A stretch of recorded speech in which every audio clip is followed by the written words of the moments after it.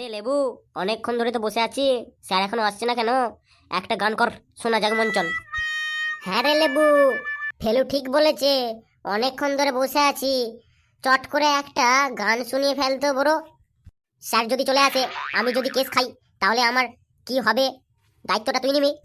আমি স্কুলে আসার সময় দেখলাম স্যার পুকুরে চান করছে। তুই ঠিক বলছিস তো? ঠিক বলছি মানে, তোর ওই বেগুনি করা পোড়া চুলের দিব্যি দিয়ে বলছি, স্যারকে দেখলাম পুকুরে গরু বাছুর চান করাচ্ছে। ঠিক আছে, তাহলে একটা গান করি মঞ্চন। কে কে কে আমার ক্লাসে উচ্চস্বরে গান গাইবে বলছে? কই স্যার, ক্লাসে তো কেউ গান করছে না। ফেলু, তুই আমাকে বোকা পেয়েছিস? আমি এই মাত্র শুনলাম কে যেন উচ্চস্বরে গান গাইবে বলছে। না স্যার, লেবু পেঁচিকে গানের স্বরে পড়া লিবে বলছিল। ওই সব কি আপনি বুড়ো হয়েছেন কি শুনতে ভুল করেছেন কে জানে স্যার। ঠিক আছে ঠিক আছে, তোকে লেবুর হয়ে আকালতি করতে হবে না আর। তোদের পড়াতে পড়াতে আমার মাথার টাক পড়ে গেছে। তোরা যে এক একটা গুপি যন্ত্র সেটা আমি ভালো করেই জানি। Good morning sir. এই তোদের কাছে সাঁড়াশি আছে? স্যার সাঁড়াশি দিয়ে কি হবে স্যার? সাঁড়াশি দিয়ে তোর জিভ আমি টেনে ছিঁড়ে ফেলবো।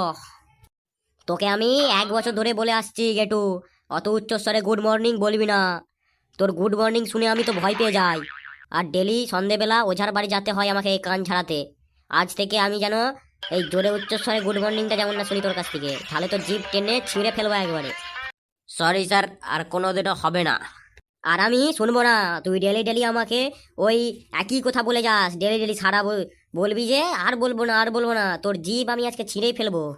স্যার আমি ফেলুর দিব্যি দিয়ে বলছি স্যার, আর কোনোদিনও স্যার জোরে উচ্চস্বরে কণ্ঠস্বরে স্যার বহু স্বরে কোনোদিনও আর গুড মর্নিং বলবো না স্যার।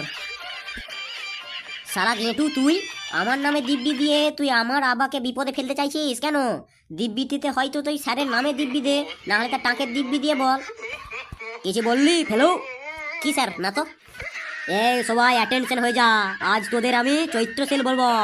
ফেলু, চৈত্র সেল কাকে বলে জানিস? হ্যাঁ স্যার, জানি জানি, মেনি এক্সপিরিয়েন্স আছে। অ্যান্ড দ্য জিনিস is selling in 30%, 50%, 40%, 60% discount in the market. Why the Chaitra মাসে this is called Chaitra sale. Chaitra sale is very interested in our life.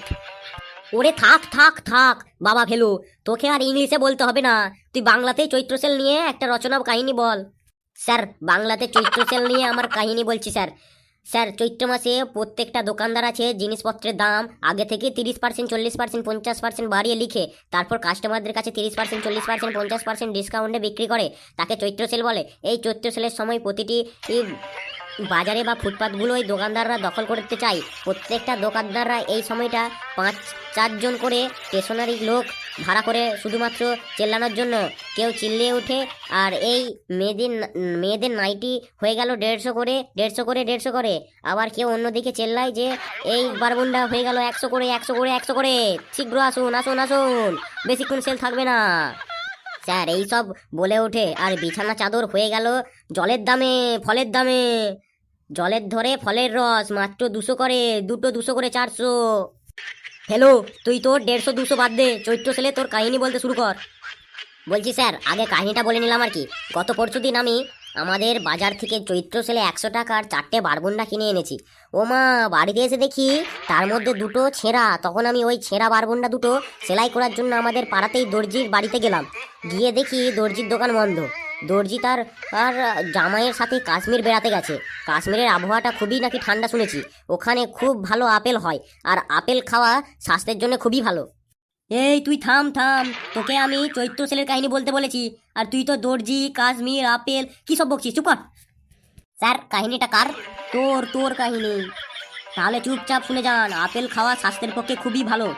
এই কথাটা আছে, রোজ একটা করে আপেল খাবে, তাকে যখন ডাক্তারের কাছে যেতে হবে না।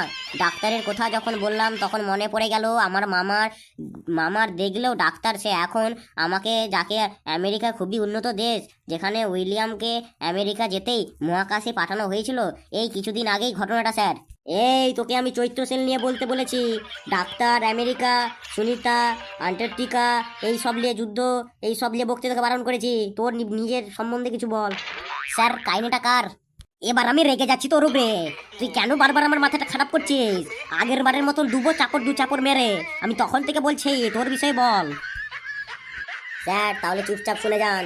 সাগরের জল খুবই ঠান্ডা, আর ওই সাগরের জলে আন্টার্কটিকার টাইটানিক জাহাজ ডুবে গিয়েছিল। টাইটানিক সিনেমাটা আমি 20 বার দেখেছি সিনেমা হলে গিয়ে। এখনো তো আর সিনেমাটা হয় নাই, তাই আমি যাই নাই স্যার সিনেমাতে। এবার তুই মার খাবি আমার হাতে। চৈত্র সেলের জায়গা, টাইটানিক সিনেমা হল, তুই কি সব বকে যাচ্ছিস? স্যার কাহিনীটা কার? চুপ কর চুপ কর তুই। আমি আর কিছু বলতে পারবো না। তুই যা শুরু করেছিস, আমি পালাই, নাহলে আমাকেই পাগল বানিয়ে ছাড়বি এক্ষুনি।